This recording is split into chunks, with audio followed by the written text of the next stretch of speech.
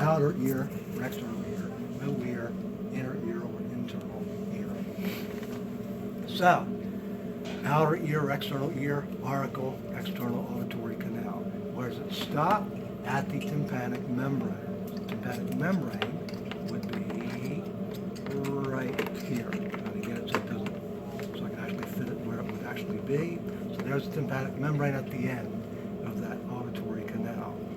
And so the tympanic membrane forms the border between the external ear and the middle ear. Which does it belong to either one? Well, you could say that the lateral surface is external ear and the medial surface is middle ear. This faces into the outer ear, external ear. This faces into the middle ear, right there. So middle ear also includes the three ossicles. So remember the one that actually fuses to the medial surface of the tympanic membrane? That's the malleus here. The malleus in turn is fused to the incus, and the incus in turn is fused to the stapes. This thing sticking up, that's just a piece of plastic. That should not be on here. You need a pair of little clippers maybe to get that off. So we have the malleus, the incus, and the stapes, the sternal part right there. So, what happens when sound waves are funneled by the auricle into the auditory canal? The sound waves come rushing in and smack against the tympanic membrane. It is a membrane, so it can push it in, bounces back out, pushes in, bounces back out. That means that the ossicles pushed in the membrane, they move back out with it. They get pushed in, they move back out. The stapes ossicle will then start banging against, again this little piece of plastic is in the way, the stapes will begin banging against the oval window. So they're in red. You see the oval window of the vestibule. So I'm gripping this inner ear by the vestibule here. So when it punches against the oval window, the round window, which this apparently does not have, the round window pushes out. And the liquid inside, the perilymph and the endolymph liquids begin to slosh back and forth. So here we see the start of the semicircular canals. The gray bone is temporal bone, but most of the bone has been removed, so we're seeing the three semicircular ducts revealed. The membrane is stuck inside each semicircular canal. So cochlea looking like a snail shell. Anterior view, cochlea is the most medial part, right here. So we have, yes, there we go. Cochlea is the most medial part, right there, anterior view, and the semicircular canals and ducts are the most lateral part of the inner ear. So definitely the right inner ear. And so how do we identify the semicircular ducts? The one lying on its side, the lateral. This would be the anterior, this would be the posterior. And what's this? Cochlear branch, what's this? Vestibular branch, what's this? Cranial nerve 8, the vestibulocochlear nerve, cranial nerve 8, the merger of those two branches.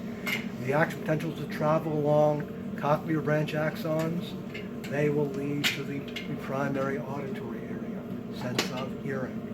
The vestibular branch axons, they conduct action potentials for the sense of equilibrium. So, has anybody here ever had, or does anybody here know someone who's ever had an inner ear infection? What can you tell me about what you or that person experienced from an inner ear infection? A lot of pain. Now that's a middle ear infection. Middle ear infections hurt. What about an inner ear infection? How about total lack of equilibrium? Dizziness, vertigo. All right, that's the result of an inner ear infection, mainly affecting the vestibular branch of the inner ear. But middle ear infections don't pay for this. Okay. All right, that's about it for this model. Oh, thank you very much. I totally forgot to talk about, no, this is the auditory canal. This is the auditory tube, which goes by a name most of you probably have heard of before, the Eustachian tube. Not Eustachian, because how do you pronounce the CH in anatomy? Okay. Now it's like a K, exactly. So the auditory tube is also called the Eustachian tube. And it's part of the middle ear. So the middle ear is air filled. When you do this, you feel that pop, you're forcing air from the nasal cavity up the auditory tube and against the medial side of the traumatic membrane. So you're pushing it outward. And why do you feel that crackle when you push it outward? Because you've got ceruminous glands lining the auditory canal that secrete wax. Push it out, you're crackling the wax. Okay. Anything else that I missed? Which ear? Left ear.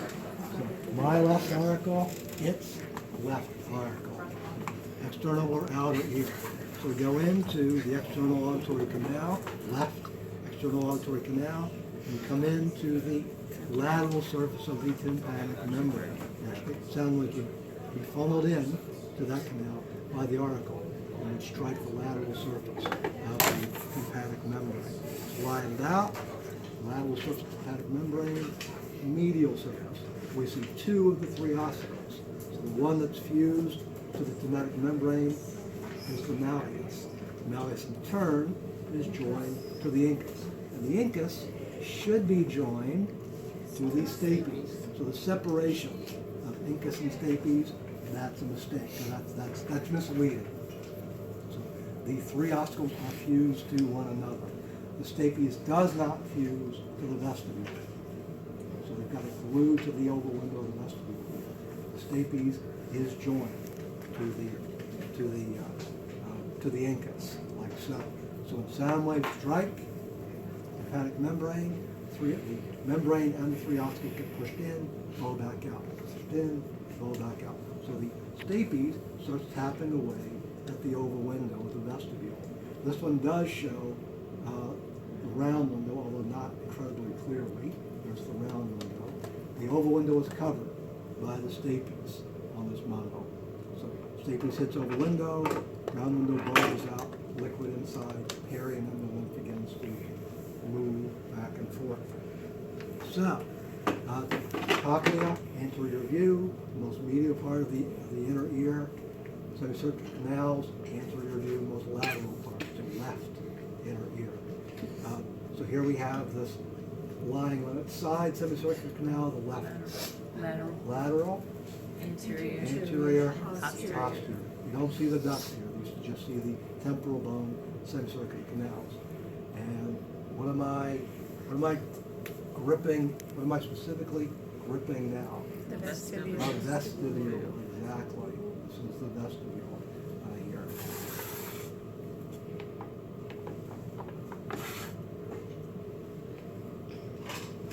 Lateral, so it's got to go in. There we go. Knew I'd figure it out eventually. All right. So what else do we have here? The middle ear, three ossicles are part of the air-filled middle ear. We follow that middle ear down here. So this is the auditory tube or Eustachian tube of the middle ear, right there. So outer or external ear, tympanic membrane, narrow air-filled middle ear, and then you've got the inner or internal ear right there. And so all of this bone is left temporal bone. You see. Any questions?